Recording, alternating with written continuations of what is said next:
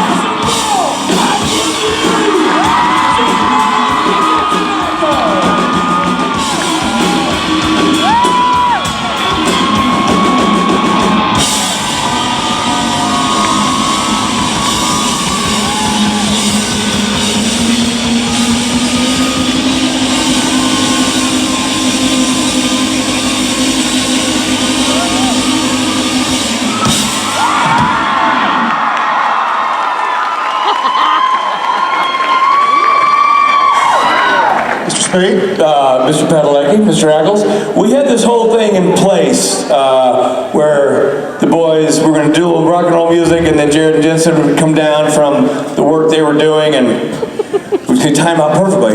But I'd worked in all these cushions in case it didn't. You know, we had these like, well, if that doesn't happen, then this will do, and we'll do this. It's like you know us. I just like we've worked together before. Never. I overplanned. I was so ready for any situation. I walked off the stage. They were literally at the bottom of the stairs. I'm like, crap! I didn't know you'd be so on time and stuff.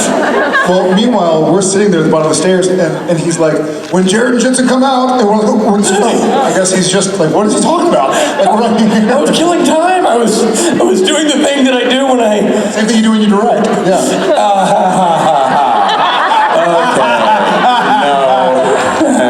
You know what, gentlemen, I'm going to get off the stage, but I'm going to make it officially official. Jacksonville, help us celebrate this last convention of 2018 by welcoming Mr. Jensen Ackles and Jared Padalecki.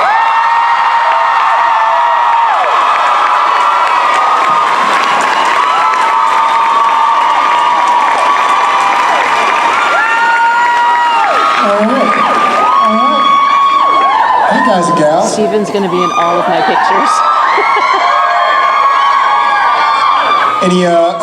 Any first timers to our last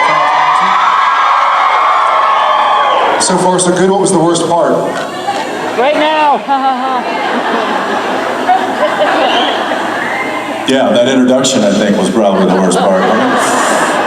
Stretching it out, just milking it, just overshooting it. It's 18 takes. He's not here to defend himself. Thank y'all for bringing us back. How we doing, Florida? Thank y'all very much for bringing us back. My thoughts exactly. We are right almost halfway between the first and the end of episode 13, also known as episode 300. Tomorrow is day 4, and we finish up on Friday, but there's nowhere else we'd rather be to kind of co-celebrate whilst shooting than here with our SPN family. So thanks a bunch for bringing us down here.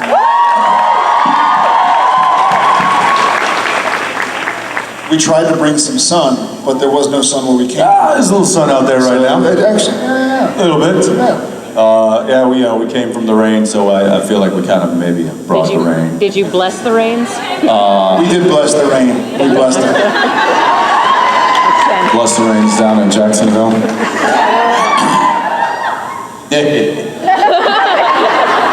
Where's Gregory? Look, it's funny. All right, it's good material. Give it to the elbows. Yeah. Well, I hope everybody's had a good weekend, and we're excited to be here, like Jared said. All right, calm down. This isn't. Not opening it up yet. And I'll have whatever that person's having, please. Make it two, please. Well, let's get going here.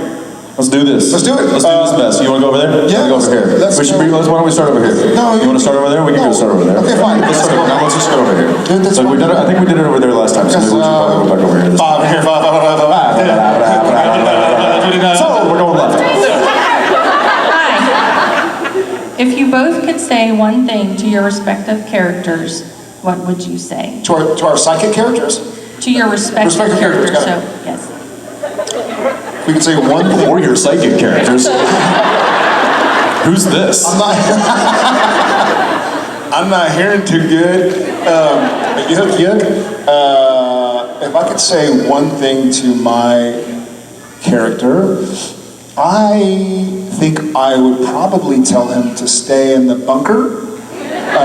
Just to increase the Wi-Fi signal. You know what I'm saying? And there are scary things out there, so just take it easy. You have a cool little, Chernobyl-style bunker. Make the most of it. Decorate a little bit. A little bit of flair. Some posters. The what? Girl Digest? Architectural Digest.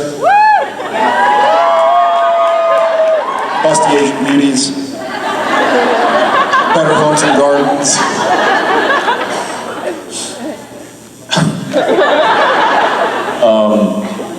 Well, we talked about this a little bit this morning in the Gold Panel, but I would probably tell Dean about the filling a hula hoop with salt. And you could just kind of cruise your way right through any situation. I would also tell him, use your imagination. I would also tell Dean, I don't need you to use your imagination. Don't be jealous. Or your psychic character to use your imagination.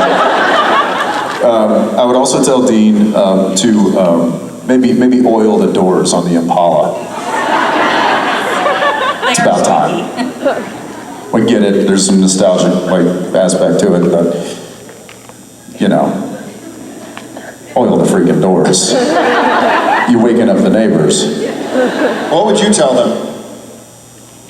Oh gosh, I'm asking this question for my daughter. Whiskey business.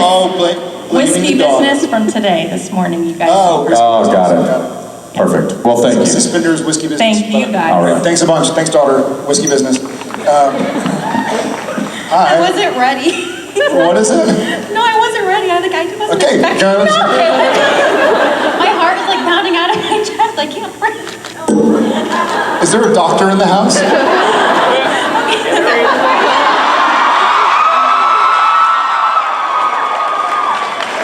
Teddy bear doctors don't count. Tammy.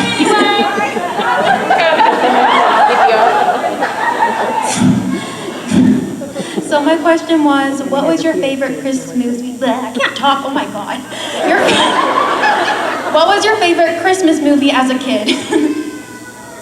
As a kid, it was Home Alone. As a kid, it was Die Hard.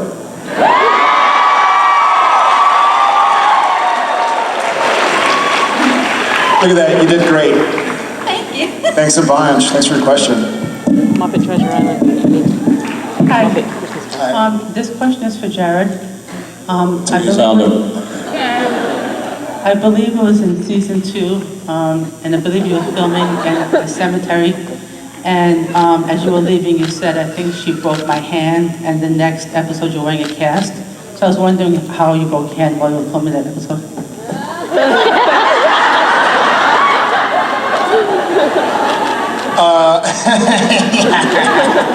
So I actually broke my hand in episode 2. There was a scene where I get hit on the back of the head with a telephone, and I walk into a motel room, and I walk this way, and I sense something behind me, and so I turn, and there's a vampire, and I punch the vampire, but another one has come up behind me with a I'm leaking, with a telephone, and smacks me in the back of the head. And so I'm not leaking, I'm shedding.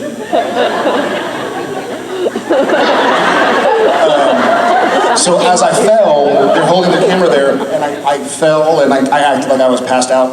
The last second, I kind of put my hand out to the side to catch myself, in order to, it was August 14th, in order to, it was my friend's birthday. And so to catch myself, because the stuntman who I had just supposedly knocked down, was there in front of me, so I put my hand out to catch myself, but the angle was incorrect, and so I snapped my wrist bone, and I got up, and Bob Singer was directing. I think it was episode 2, could have been episode 3. Bloodlust? It was one of the vampire episodes in season 2. Anyways, I'm kind of like, oh man. And for whatever reason, we went one more time. This time I didn't fall on my hand. And we cut. It was the last shot of the day. And my hand was just hurting. Like it kind of hurt to make a fist, hurt to wash my hands. And so a couple days later, I was like, my hand is still hurting, man. I think it's bruised. Anyways, I went and got it x-rayed, and it was broken. My wrist was broken. But we'd already started shooting the episode. Actually, the scene in the cemetery where my pants ripped, it was already broken because I got an x-ray, but they couldn't put the cast on during that episode, so we had to wait until the following episode to get surgery on it. I still have some cool scars. But yeah, so I guess that entire episode, my hand is broken, my wrist. I want to go back and watch now and see. You can see, as a matter of fact, there's a scene where we get into the Impala, and he's in the driver's seat, and I get in, and I reach across with my left hand to close the door, as opposed to just doing this. It's because my hand was hurting so badly. So yeah, fun fact, fun behind the scenes. Will you just sit down? I'm not going to break anything again yet. Master Chow You're says making me differently. nervous, man. Good. Thank you for your question. Say again? That's when I was for sure that your hand was hurt, because when you got in the power, you would use your left hand. That's all he really did with his hand. So. Yeah, you're saying I look like a weird, strange dude, right? I am a weird, no, I'm just kidding. Thank you. Great observation. Hi. Okay, so my friends and I sometimes send each other like reaction memes of you guys and of Misha, and I do that all the time to all of my friends, and it pisses them off so much. Like, it's not fair. I don't have memes of myself on my phone that I can send. Often it's the black and white one of this.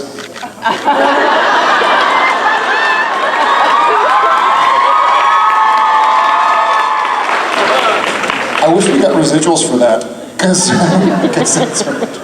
Anyway, sorry. and then so I was wondering if you had like a favorite meme. See, it's my psychic character. That's what I would ask my psychic character. Yes. Yes, there's that one, the black This and is white. mine.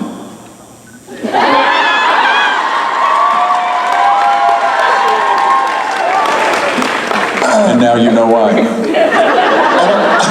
I don't know how you and your friends are to each other on texts. My friends and I are very mean to each other. So I also will often use, if I don't use the shocked, like what did you just say to me? I'll use Sam like crying profusely in the Heart episode, or Dean also crying, so it's just like, oh, you hurt my feelings, and it's some epic cry face. And there's another one that's really creepy, and it's of me kind of doing like a white, I think it was Soulless Sam in a white button-down shirt, and it kind of makes my skin crawl a little bit. And so I pass it along. I send it to Jen a lot. She doesn't like it. But yeah, those are the ones that I send. Mr. Eccles? So I have this text thread that has been going for over 5 years, with 5 of my friends that I've known. Some I've known since I was 12 years old. Jason Mans is one of them. And we all had our first child within a year of each other. So every Friday, we call it Father Friday, we put a picture of our kid or kids now. They multiplied? Yeah, they have. Because I think we all now have multiple children. But we will text a picture of our kids to these 5 other friends of ours. And we call it, Father Friday. On that text thread, there's other conversations that happen as well. And I have used myself to meme several conversations. And one time I did, it was a meme of Ryan Reynolds going like this. And I sent that, and then immediately they were like, oh wow, I'm really shocked that you didn't find one of yourself to send. That's awesome. Look guys, he's growing up. And immediately I sent me going like this. And it was so perfect. I'm still proud of that today. You should be. I am.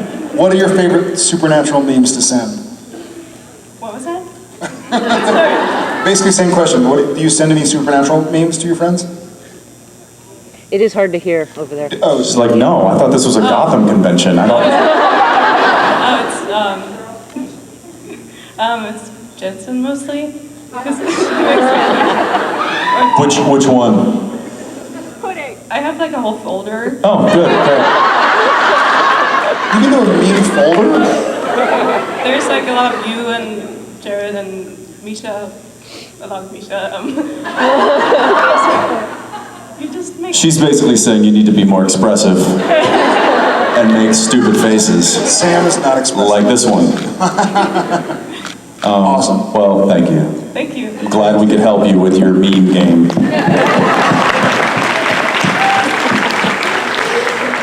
Hello. Hi. Hi.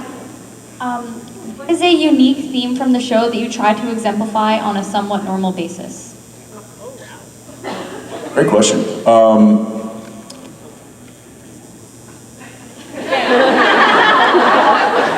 And a bit of a stumper. One of the themes of the show that we try to exemplify on a regular basis is really thinking hard before we answer a question.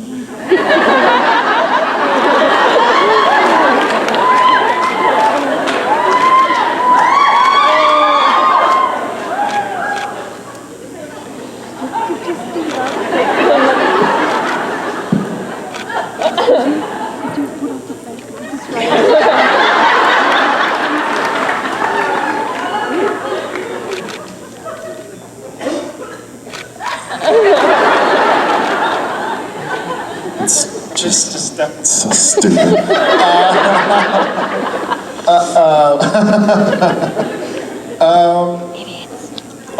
I've got one. It's never quitting. That's right. Even when we should quit acting like As exemplified with 14 seasons. Thank God. Yeah. Much like the Winchesters, you can't kill us either. Because we are not the lose Chesters.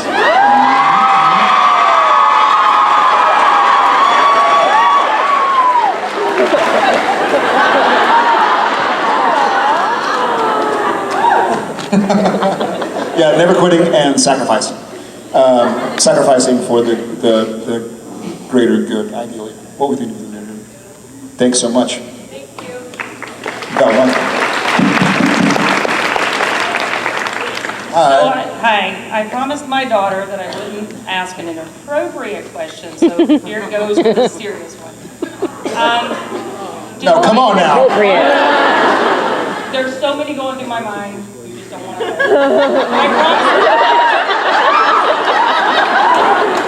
You're gonna give up this opportunity? For your daughter? So do the writers, especially with all this many years on the show, do the writers let y'all have some input in the story or the scene? or let you improv and like, I really want it to go this way, not that way? How much say do you have in some of the things that happen? Well, we're a lot bigger than the writers are. So, do the writers let us, or do we just do it anyways? I think it's probably That's what I would do. We have a really great relationship with our writers, and it's been such a long time. And by and large, we've played Sam and Dean longer than the writers have written Sam and Dean. So they trust us, and we trust them, and they trust us. So it's a pretty unique, neat relationship that I think only happens when you've done 299 and counting episodes of a TV show. And so, yeah. And we also don't waste their time. You know, if there's a line in the script where Dean says, "Hey, where are you going, Sammy?" And I say, "I am going to the store." And I decide to say, "I'm going to the store." I'm not going to call the writers and be like, "Hey, instead of I am, can I say I'm?" You know, so contractions are allowed. So we stick with what we think is really pertinent or crucial to our characters and or to the storyline at large. But we're not in a position too often where we need to make a phone call. Yeah, I'd say he's being modest when, about I'm and I am. But truthfully, I think they have given us a liberty to kind of massage the dialogue if we think we need to in order to enhance the scene or to better, to keep it within character to some degree. And they trust us to make those decisions on the day if need be. If it's a major story point or it's something that is that needs discussion, then we'll call down and we'll have a meeting of the minds about it, and usually come to a very quick decision. And they do trust us in that capacity to help make those decisions. They take our notes, we take their explanations, and it's a really it's a great relationship, and it has been ever since the get-go. I mean, Kripke really kind of set up a community between the writers and the producers and directors and the actors, and everybody's working to make the best show that we can. And I think that's one of the great things about our set is the best idea wins, whether it's from the writer or the director or the actor or our on-set carpenter. And to be honest, we've all worked together so long that those guys do have suggestions. You know, in fact, Dave, our on-set carp, came up to me the other day and he was like, "Man, I think it'd be really cool if when you said this line, you walked over and picked this thing up." And I'm just throwing it out there. And I did it. It was a great idea because these guys watched the show all, for many, many years, and he's got investment into these characters and into the storyline. So to have a crew that we have that isn't just punching a clock, everybody's there to make the best show that we can from the top down. And so there's a really cool relationship, not just with the actors and the writers, but with the whole crew, the whole company. And it's also nice because sometimes there'll be just logistical problems. You know, it's Sam and Dean walking the other day. We were doing a scene. It was in a hospital, and the scene. It's written where Sam does something to one of the machines in the hospital, but the way the scene was blocked out, Dean was closer to the machine, so it made sense for him to do it instead of Sam. So we were like, all right, well, let's change it, because why would Sam walk all the way over there to check something when Dean would just do it? So we've even just, like I'll walk in, and if I was the first one that made sense for me to enter a room, but he had the first line, and the line was, "Where did they go?" He'll just be like, "You just take that." But got it. So then, and that's not something that we need to call down to Los Angeles and bother these guys who are really thinking on a larger scale of what the show needs to be. Those are just that's minutia that we kind of handle on a day-to-day basis, and they trust us to do that. Everything runs smoothly. Yeah. Very cool. Thank you so much for your question. Makes the show even better. Catch me later for the inappropriate ones. I'll whistle. Thanks a bunch. Hi. Hi. So my question to you guys is, how would you think the plot of the show would have been affected if John would have died in the fire instead of Mary? Didn't they do enough? I don't think it would have changed much. Because you look at Mary and you look at her past, she's a badass. She was also a hunter. So if something supernatural happened to John, she would have probably gone on the same wagon that John did and gone on a massive revengeance, to catch revenge, and she would have dragged her boys with her. And I think that's, I could definitely see that happening. I mean, I'm sure there may have been some differences in how she would have gone about it, but I don't know that it would be much different. And she would have, of course, sacrificed herself for her sons, just like the way that John did. Yeah, we've seen her. I think. Now that we have a new mom, we've seen her do that and make sacrifices for the greater good and for hunting and for her boys. I think Sam maybe would have had a different experience because he lost his mom and left his dad. I think he probably lose his dad and maybe not. I mean, who knows? Maybe not leave his mom unless she went way into the hunting world, which, as Jensen said, she probably would, since she was the hunter in the first place. And I'm sure Sam, knowing that, Mary made a deal that affected Yellow Eyes and him as a baby, Sam probably would have had a grudge against her. Sam likes grudges against his parents. So, you give him a parent or a grandparent, he'll find something to be mad at them for. But I think it still would have been a pretty interesting story to watch. Maybe we'll see. Maybe there'll be an alternate universe where we can see it. It's a great idea. Great question. Okay. I don't know. Thank you. Thanks so much. That's a great question. Thanks. Santy. OU Santy. The OU Santee, sorry. Boomer Jared. That's all right. Sorry. Howdy, I'm Cass. I just have a question about recent, oh God, who made me a parent? How am I responsible for this tiny human sort of thing? I drive in Houston every day, so I've accidentally taught my toddler some colorful language, which she says at completely inappropriate times. You drive in Houston? Yeah, kind of don't have a choice. It's okay. So I was wondering if there's any recent parenting fails where we were like, oh shit, I can't believe that just happened, or... This wasn't really, I guess we can call this a fail. Jen and I, we wanted to kind of make the house festive, and the boys were begging. We travel so much, the boys were like, can we stay in Austin for Christmas? Like, of course. Like, you know what, let's try and make it a cool festive, and we like lights, and we decided to put some trees in the boys' rooms, little small trees, but have them, they both did ornaments at their schools, and it's cool, this will be a neat, and then before Christmas we'll all get together and put on the big tree downstairs. This is an accidental fail. So Shep, who I call Drunk Jared, he'll be 5 in a week, but he's a pretty curious little kid, and I guess they were kind of misbehaving a little bit, and so Genevieve was like, Tom, Shep, go to your rooms. You just both need to kind of take some time, so go to your rooms, read a book, whatever.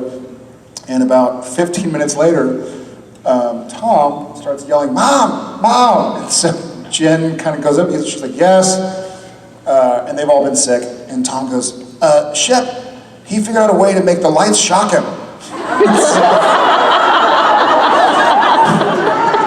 Shep had unplugged the lights and unscrewed them, and then plugged it back in and touched the part.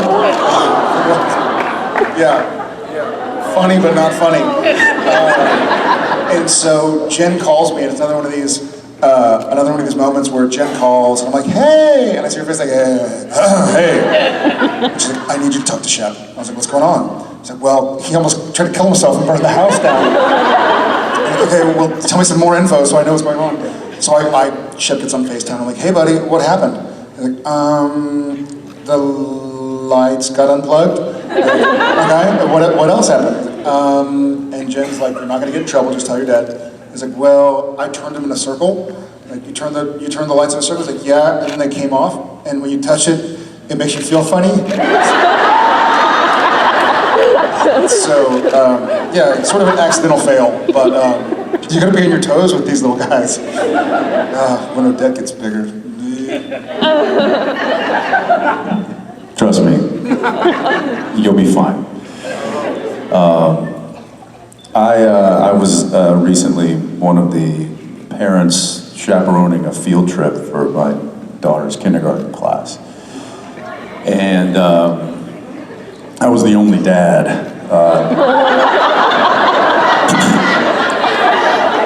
And I read that fan fiction. which was fine, because I think there was like 4 moms, and then me, and the teachers.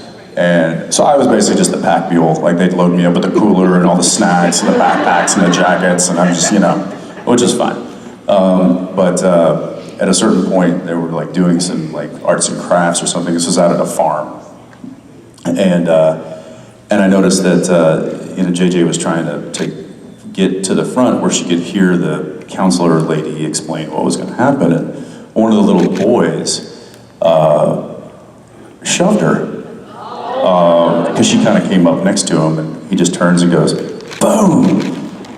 And then she turns around and like shoves him back, and nobody sees this but me. And shoves him back, and then he's like about to, it's about to escalate. And so I just kind of grab his arm and I just kind of move him over here. I wanted to do more. And I diffused it very quickly before anybody really even saw it. And then because I did that, he kind of got upset and went over to his mom, who happened to be there as well.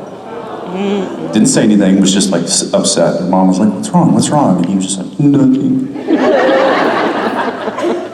So I was like, a little punk. And that wasn't necessarily the fail. The fail came later when we were going over to the goat pen, and these goats had horns. And it said very clearly on the gate to stay back from the fence because the horns can get through, can get you. So I walked a few of them over there to supervise, and here comes little buddy. Why don't you go see if one can come over to you?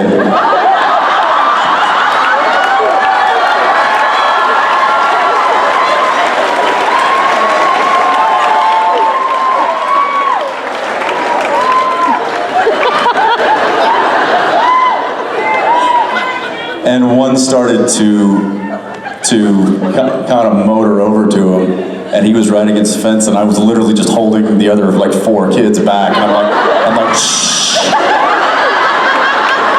just let it happen.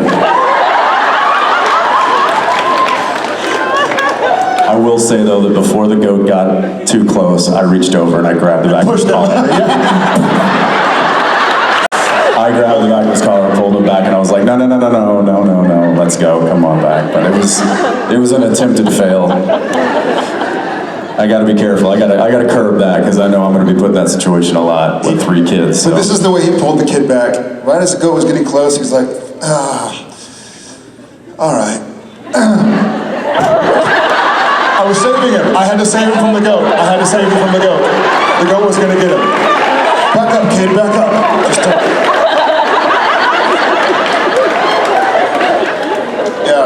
Hey, I think that's good parenting. Anyway, I think that's good parenting. Well, I had a moment at the food trailers.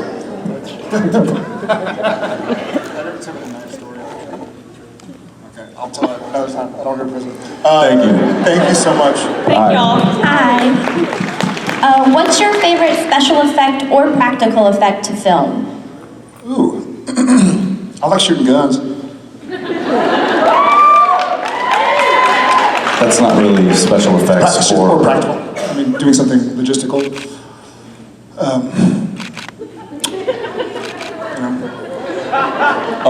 I recently I had to learn something that I was going to be doing on camera that I had never done before. And that was kind of cool, so I got to go into the special effects truck. They set up a station, and I got taught how to weld. And not just weld, then I got to cut angle iron and sheet metal, and I was using a cutting torch. That was really fun. Sparks flying everywhere. So anyway, the reason I had to learn how to do that, I'm not going to tell you. I do like the angel special effects when wings can reveal themselves and the light. I enjoy that. This is one that I don't like. I like the end result when you see it on the episode, but filming it's so weird, and that is beheading a vampire. Oh, it takes because this is what it looks like.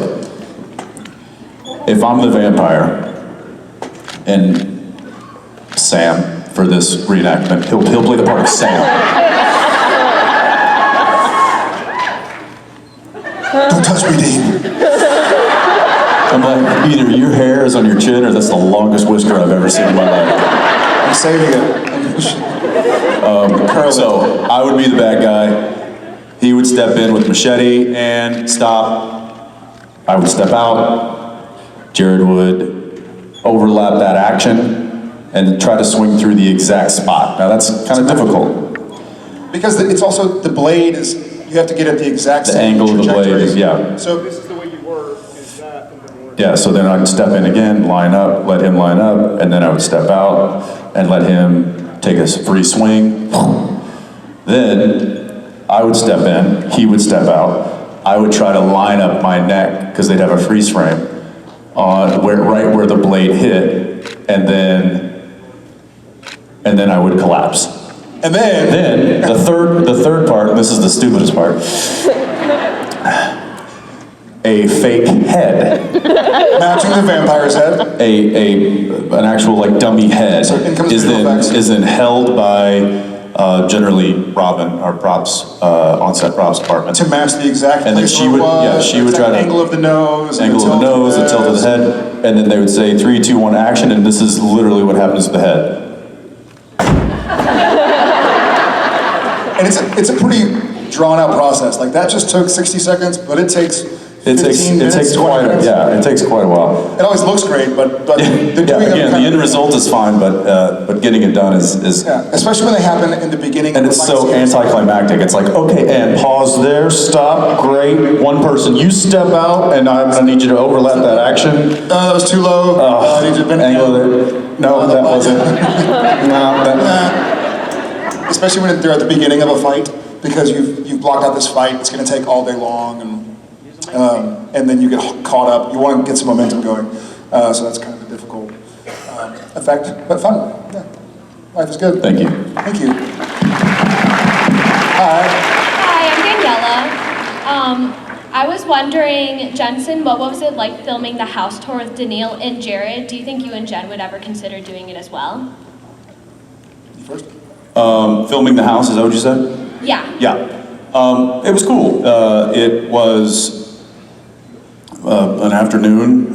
They came in and we gave a tour, which, you know, we've done with our friends numerous times. So it was just kind of like giving our friends a quick little tour of the house. We have a lot of fun items in our house that we've taken time to curate and put up. So there's a lot of funny stories that kind of is integrated into our home, and some people find that boring, others find it interesting. I don't know, but yeah, it was cool, and Architectural Digest was really they were super professional, and yeah, it was a nice time. I really had nothing to do with it. I just kind of showed up, and they were like, "Okay, here's your cameras," and I'm like, "What are we doing? What's happening?" They're like, "We're gonna give a tour of the house to Architectural Digest." Oh, all right, welcome. So it was cool though. It was fun. Fun to watch. I don't know if we would ever do an in-depth one, but we kind of show our house anyways. You know, like we'll do different shoots for Jen's Instagram, or we'll take pictures inside or outside and post them, or little videos here and there. So I don't know. I guess time will tell, but I feel like we kind of already let a little glimpse of our world into the stratosphere, the intrawebs. We'll see. I guess time will tell. Okay, thank you. Thank you.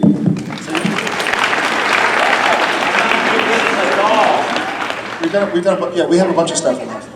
Why didn't you get rid of the doll? The doll. The doll? Oh, the scary doll. Oh. The one that creeps you out. Yeah. It's his favorite. Leave it. No, it's like part of her. It's like her great grandmother's or something like that. It's there to stay. Let's just say that. But it's not going to stop creeping me out. So. Hi. Of the skills you've used on the show, like welding, mechanic, picking locks, how many of them do you actually have? Of the skills we use on the show, how many do we actually use? Yeah, still? actually able to do, like, are you a mechanic? Can you actually pick a lock? That kind of thing. I can't pick a lock. I can do the credit card thing. Shoot a gun? When I can shoot a gun. I can kick a door in.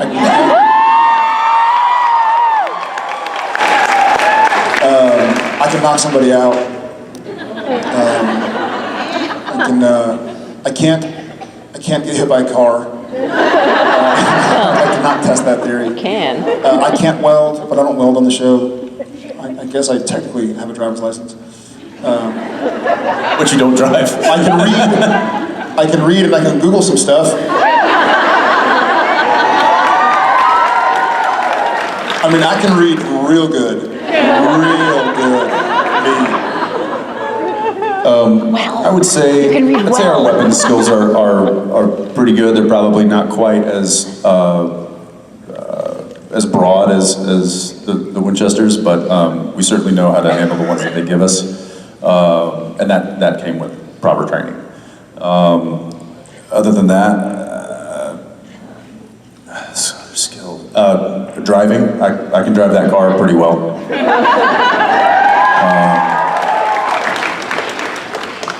And I can pretend to be somebody I'm not, which I guess him pretends to be somebody he's not, so I can do that. Yeah, I guess thank you for pointing out, I'm sort of skillless. I'm realizing that I gotta learn some stuff. Thank you for your question. I can drink like Dean. And I can eat like Dean. So, thank you. Hi. Hey there. So I wanted to know, over the course of 14 seasons, y'all have played a bunch of different characters and also multiple iterations of your own character. Which one was the most fun? Not challenging, not difficult, just fun, and why?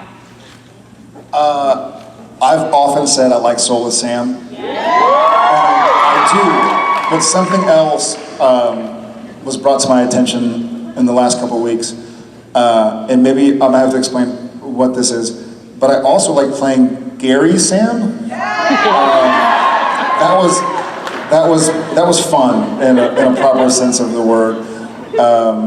So yeah, for those who don't know, what's called one called Swap Meet. Swap Meet. Yeah, that was truly fun. It was nerve-wracking, but it was fun to play. Yeah. There's another one. Let's just say there's one coming up that might be a new favorite. A new version. Yeah. Of Sam. And that's right, guys. Spoiler alert: Sam's gone. It's new Sam. Dead Sam. Like no. Recast Sam. New Coke.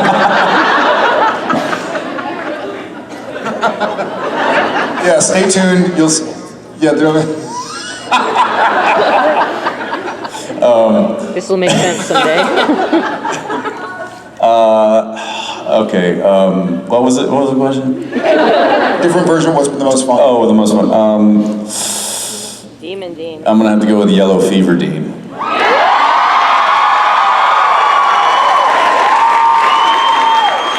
What about Jensen Ackles Dean? I never played him.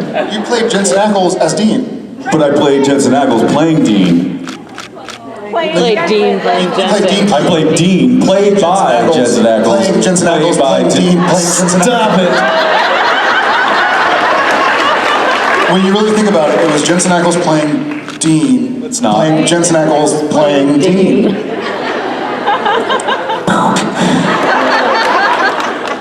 What were your favorites? Now that you said that Gary Sam, that was hilarious. I totally wasn't even thinking about that one. I was going to go with Soulless Sam. And for Dean, I would think Demon Dean would have been He would definitely be, a favorite as well. There's something about the Yellow Fever Dean because he's playing a character who really isn't afraid of much at all. and plays that up. The fact that there's not a lot that frightens him. To then be frightened by everything was such a turn that I just had a lot of fun with it. That was fun to play. That's my favorite episode, so. Wow. That's a funny episode. Good. Thank you so much. Thank you. Thank you. That was scary. I found myself laughing during the filming of that one quite a bit. Yeah, you ruined a lot of really perfectly decent takes. I left one of the scenes. You did. He walked away. He was laughing so hard. And what was the scene? Snake. What was the? Oh yeah. Oh, that one. Yeah. Thanks. Yeah, the snake's coming over, and I'm like, I'm out of here. Yeah, I've got a snake the size of a tree trunk crawling across my shoulder, and he's 6 feet away, and then gets up and leaves the scene. I really did. They had to change the camera angle so you didn't know that I wasn't there. I was like, nope. I think it's the only time I've ever done that. Like, nope, I'm not doing this. See you later. I just, for some reason, caught a bit of maybe a blooper or something. I don't know. But it was when we were doing a scene over the top of the Impala, and Phil was directing.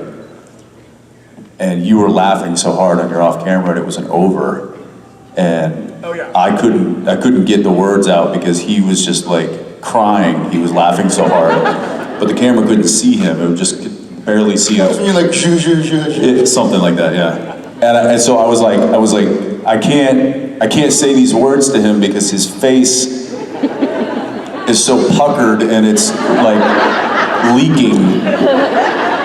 And Phil's like, just keep going! And I'm like, I can't!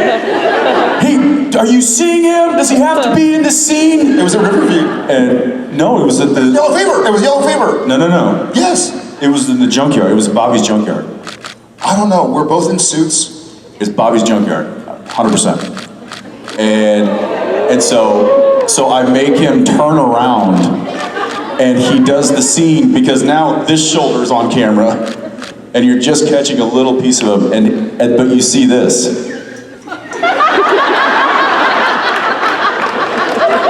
He's vibrating because he's laughing so hard. And the whole crew is laughing too. It's Yellow Fever. It's not. It is. It's because you're like, what kind of crazy people... No. That was a Riverview. This is a totally different scene. You're right about that scene, but that's not the scene I'm talking about. You broke him. It's all just... I know. Look, man, 300 episodes. God,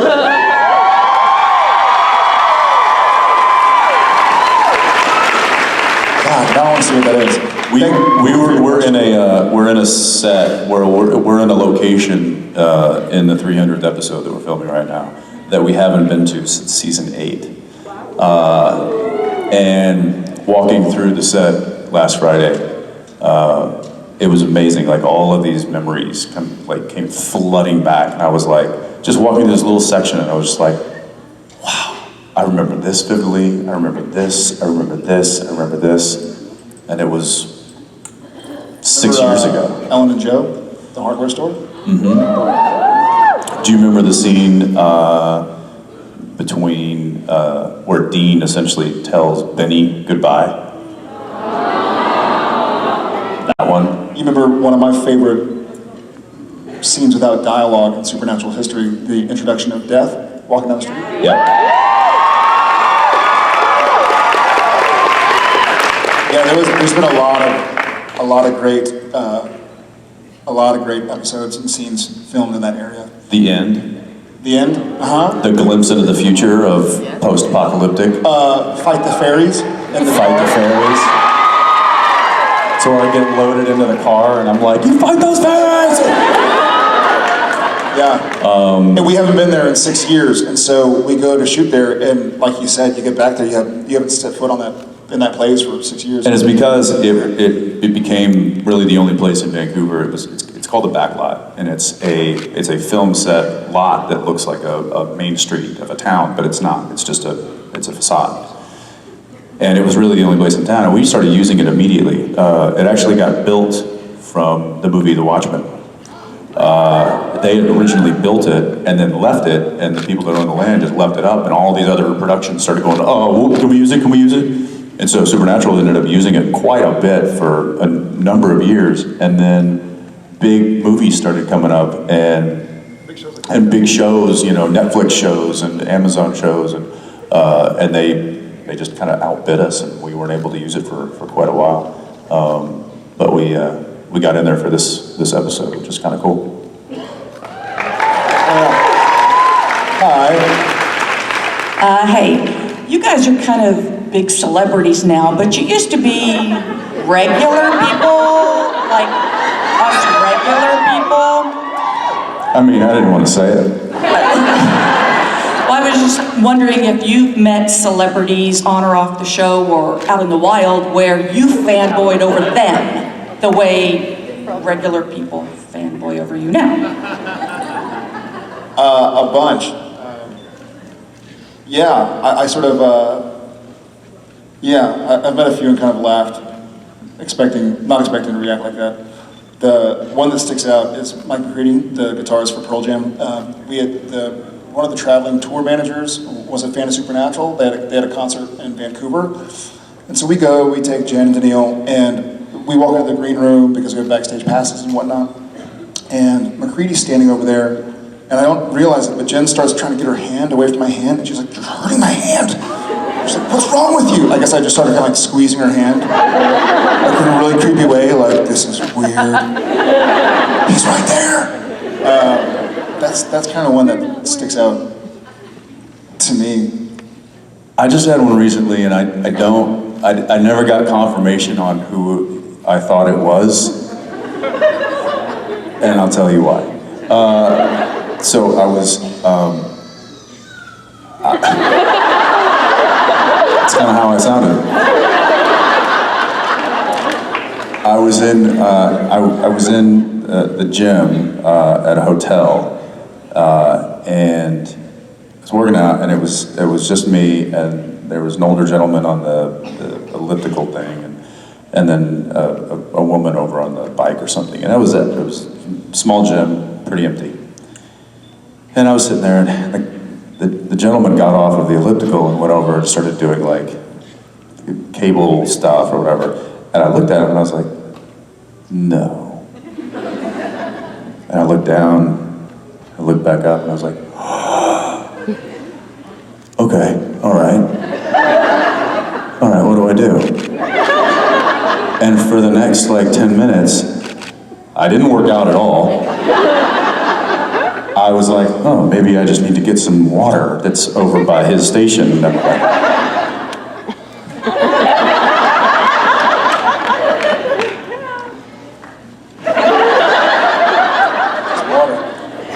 oh, drank that quick.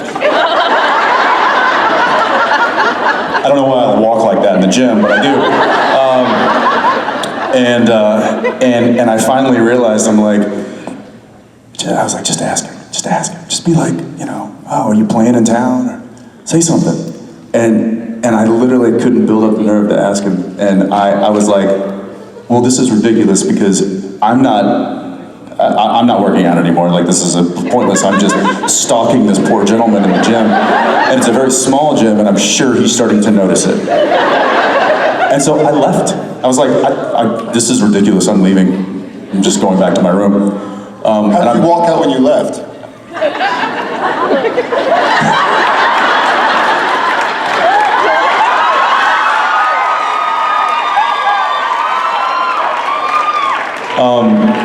I'm pretty sure it was Eric Clapton. Yeah, that would have been amazing. But here's the thing, had I gone up and gotten confirmation and it was, I don't want to know what would have happened next. I don't want to know. I'd rather just play it cool.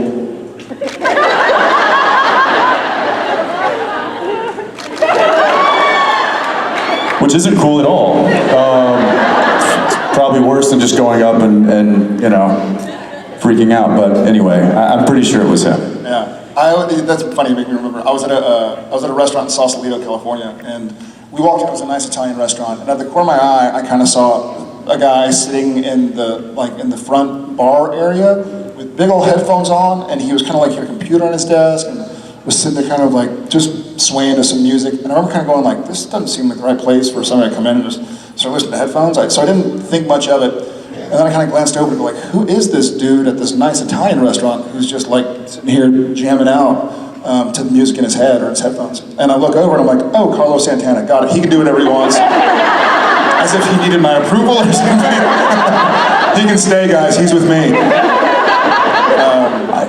I just thought of another one. The apartment that I live in Vancouver, there was a movie filming there. Some of you may have saw it. I don't know, Deadpool. And Ryan and Blake, the production had rented them an apartment in my same building. And I never did see Ryan because he was probably on set all the time, or I was on set all the time, whatever. But I did see Blake twice in the elevator, and it was just me and her child. And I'd be on and she'd get on. And like I've met her, I've like taken pictures with her. She was on the same network with us for years. But for some reason, she gets on and I'm just like,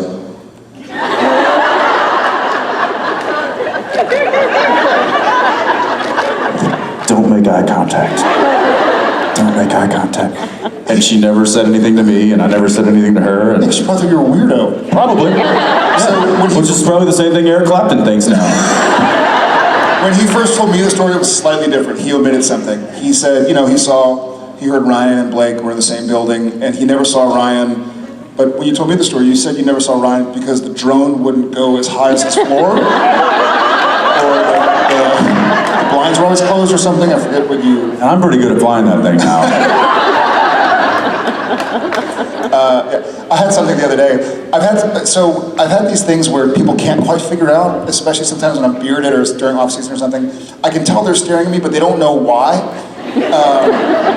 And finally give up on it. But Jen and I were on vacation with the kids over Thanksgiving break, and she's like, hey, let's go have a drink at the bar, because we still have a nanny, and it's like 6 p.m. or something. I was like, sweet, alone time, because our nanny's watching the kids. And so I enter this like bar restaurant up in Whistler, and I'm sort of looking around, I can't see her. And I see her finally, 50 feet that way, and there are 2 glasses of red wine, and she's facing the other direction, has on this cool stylish hat and like a little coat. And I walk up and I'm like, hey baby, sorry, it took me a second to get here. And as I look, it's not my wife. So my hands on her shoulders, I'm about to sit down, and she goes, I don't know you. And as I turn around to look, I realize that Jen was like behind a post. That I walked right past Jen to come scratch some lady's shoulders. And I was like, oh my God, I'm so sorry. I'm gonna go sit with my wife. My bad. And Jen's like sitting over there looking at me like, Was she sitting with anybody? no, she was waiting for somebody, like everything, it was Jen's Oh, it clothes. would have been so much better if she was like, oh, wow. You look way better than your profile picture. Or worse. Gosh, you don't look anything like your profile picture. You put on some weight, I guess. Liars. Check please. Yeah, mistaken identity. That was pretty embarrassing. But also, What about the guy in the hotel last night? So Jared and I go and we check in late last night because we flew in from Vancouver, and so we just go grab a bite to eat at the hotel. And as we're kind of walking out, there's a door guy there, like a bellman. like 20. Yeah, young good-looking kid, like 9 feet tall, and we walk up, and he's like, "Hey, you guys look just like those dudes from Supernatural." We're standing next to each other, and he's like, He saw you first. Yeah, he looked at me, he's you look like, oh, hey, wait a second, and you look like that one. That's crazy. Has anybody ever told you guys you look like this guy from Supernatural? And I didn't know. I was like, is he joking with us? I mean, are we getting punked? Because that's happened to me like by myself. Like, has anybody ever told you you look like that guy from Supernatural? And depending on how much of in a rush I am, I'll either be like, it's me, yeah, how you doing, nice to meet you, or I'll be like, you know what, I've gotten that a lot of times, and I use it. but this, I mean, it's like so blatantly obvious. And he's like, hey guys, you look just like him. And finally Jared's like, it's because we are them. And he's like, and he goes, no way! Oh man! My sister's gonna freak out! And then he was like, okay. I think he wanted to ask for a picture, but he was like working and there were cameras, and he's like, okay, well, man, I mean, you guys really look like him. All right, buddy. Thanks a lot. I've had some where they're like, you look like the guy from Supernatural. And I'm like, he sounds handsome. And they're like, I mean...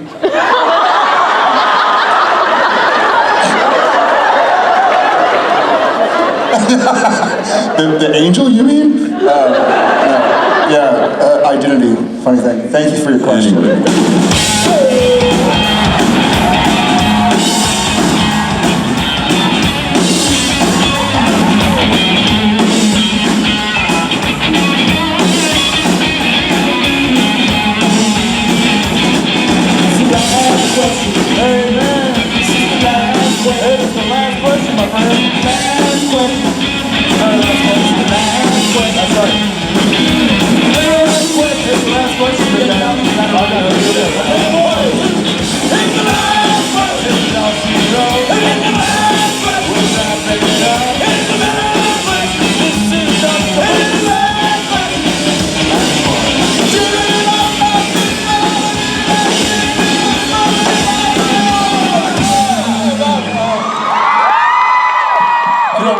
We said we were going to work on that. I gotta say something before you introduce this young lady.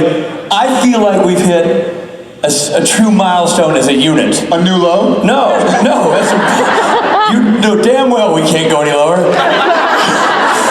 A new high, because as you came out to do the last question, and the band's doing what they do, and you and Jason are doing what you do, she was mouthing the words. It's now a hit single. She actually knew the words.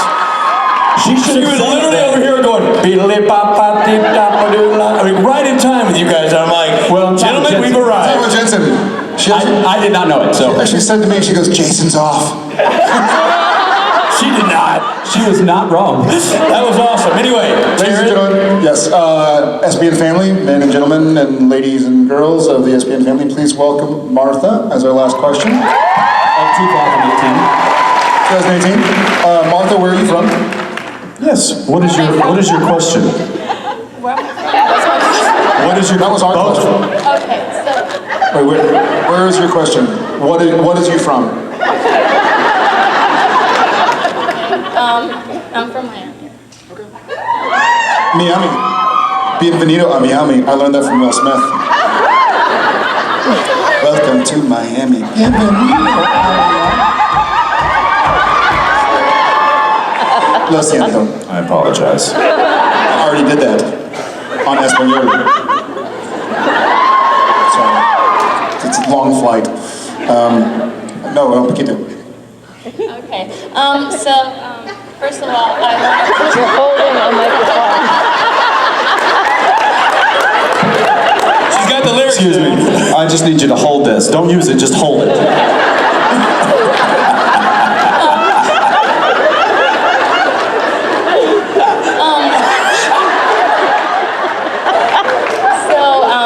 First of all, I want to thank you guys for all the work that you do.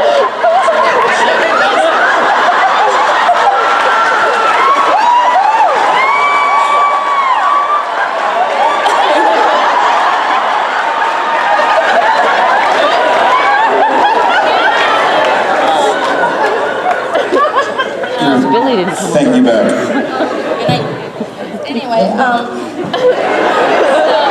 my question was, what's been your favorite moment from season 14 to film so far? Maybe not necessarily that has to do with the storyline, but just in regards to, you guys, like, behind the scenes. That's a great question. There have been a lot of moments so far.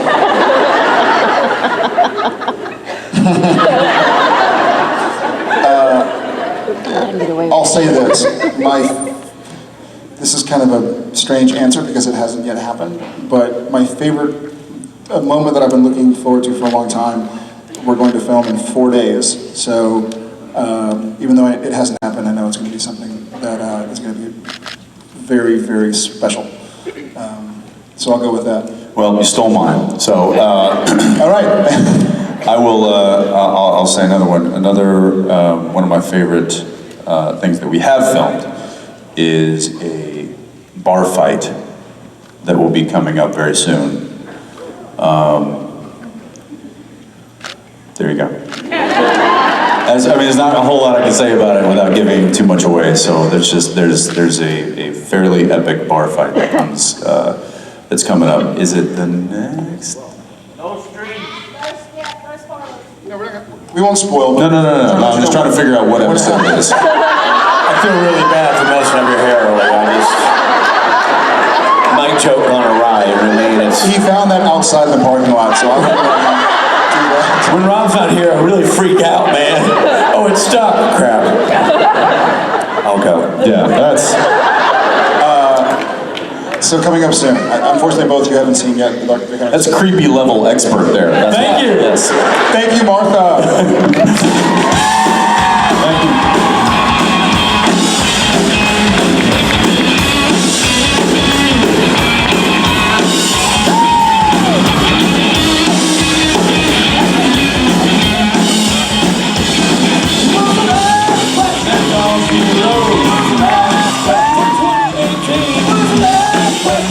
Just this year. There'll be more next year. Absolutely.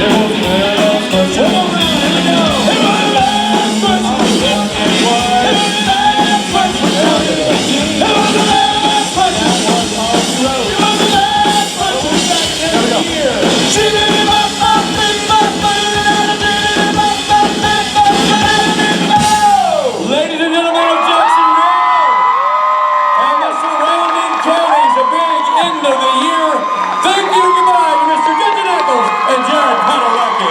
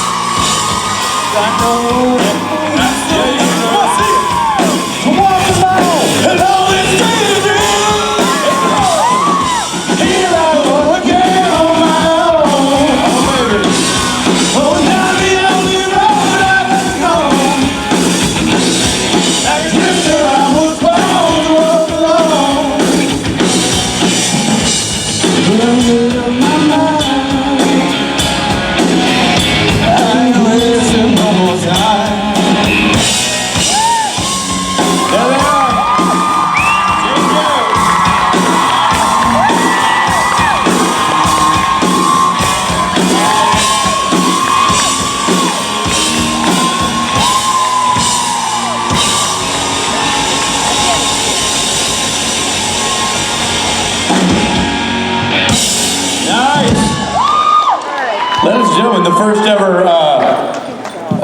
duet, three voices singing. Stephen Norton on lead vocals for that last track. That was stepping in there, joining Jason Mans and Jensen Ackles. Well done, everybody. You survived. Now we got a little break so you can recover yourself, catch your breath, look at all the photos you took, and then we'll be back with more panels, more autographs, more photographs. We'll see you guys in a little bit.